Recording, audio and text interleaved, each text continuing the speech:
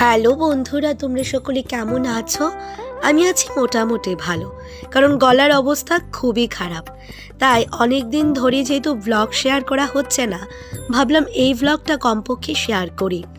তাই তোমরা আমাকে প্রথমেই মাফ করে দেবে আমার গলার সমস্যার জন্য।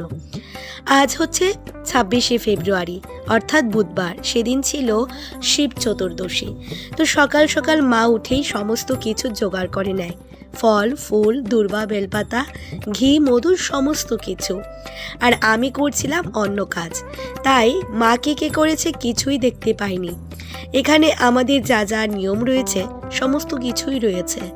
এবার মা বলল আমি আগে স্নানটা করিয়ে নিতে, কারণ সেদিন আমার আবার একটু কাজও ছিল, বলতে অফিস ছিল। তো তার জন্য আমি তাড়াহুড়ো করে খুব তাড়াতাড়ি সমস্ত কিছু রেডি করে এবার আসি বাবাকে স্নান করাতে। তোমরা একটু দেখে নাও বাবাকে কেমন করে আমি সেদিন স্নানটা করিয়েছিলাম।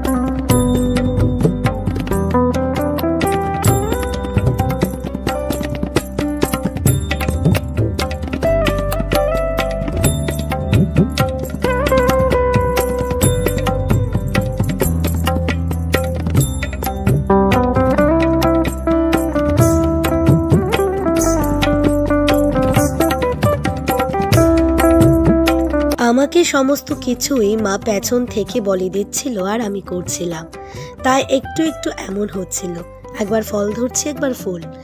সর্বশেষ ফুল, বেলপাতা, দূর্বা দেওয়ার পর বাবাকে ফল ভোগ নিবেদন করি, এবং বাবার প্রিয় ফুলগুলিও কিন্তু বাবাকে নিবেদন করেছিলাম। আর এখানে দেখতে পাচ্ছ বেল, বাবার যে মেইন ভোগ বেল, তো সেটা দেওয়ার জন্য তোমরা বলবে যে কেন ভাঙ্গা রয়েছে। আসল কথা হচ্ছে আমাদের বাবা তো অনেকটা শিবলিঙ্গটা অনেকটাই ছোট, তাই এইভাবে ভেঙে দিতে হয়। আর এই যে মালাগুলো আমি নিজের হাতে করে চারটে বানিয়েছি, তাছাড়া রয়েছে আর অনেকগুলো। এই যে বাবাকে পূজা দিয়ে প্রণাম করে নিই, বাবা যেন প্রত্যেককে খুব ভালো রাখে এবং সবাইকে অনেক হাসি খুশি রাখে, তাই কামনা করি। এবার বাবার পূজা আমার শেষ, এবার আসবে সাহেব, মা আর বাবা। তো আমি একটু আরতি করে নিলাম।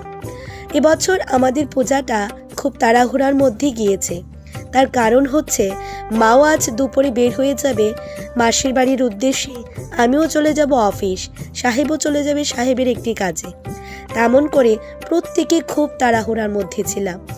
তো এখানে সাহেব পূজার পর এবার মা পুজো করে নিচ্ছে। মা কিন্তু সমস্ত কিছুই রেডি করেছিল, তবে পূজার কাজে সর্বশেষ মা দিল। এবার সোজা চলে যায় পাড়ার একটি ক্লাবে। ক্লাব বলবো না, আমাদের রেল স্টেশন রয়েছে, তার পাশে একটি মন্দির, সেখানে গিয়ে অনেক ভিড়ভাট্টা ছিল। প্রত্যেকে মিলে পূজা দিই। পুরোহিত মশাই এখানে মন্ত্র পড়ছিল, আর দেখো এখানে অনেকটাই ভিড় ছিল। অনেকটা লাইন দাঁড়ানোর পর এবার আসে আমাদের পালায়। আমরা দাঁড়িয়েছিলাম আর নিচে অনেকে পুজো করছিল, তো তাদের পূজাটা একটু দেখিয়ে দিলাম। তারপর আমরা পূজা করি, অনেকটা ভিড় ছিল তাই পূজাটা দেখাতে পারিনি। তারপর মাকে দেখতে পাচ্ছ তো কেমন লাগছে। আসল কথা মা খুব তাড়াহুড়ার মধ্যে ছিল। তারপর আমি চলে যাই অফিস, আর কোনো ভিডিও নিতে পারিনি।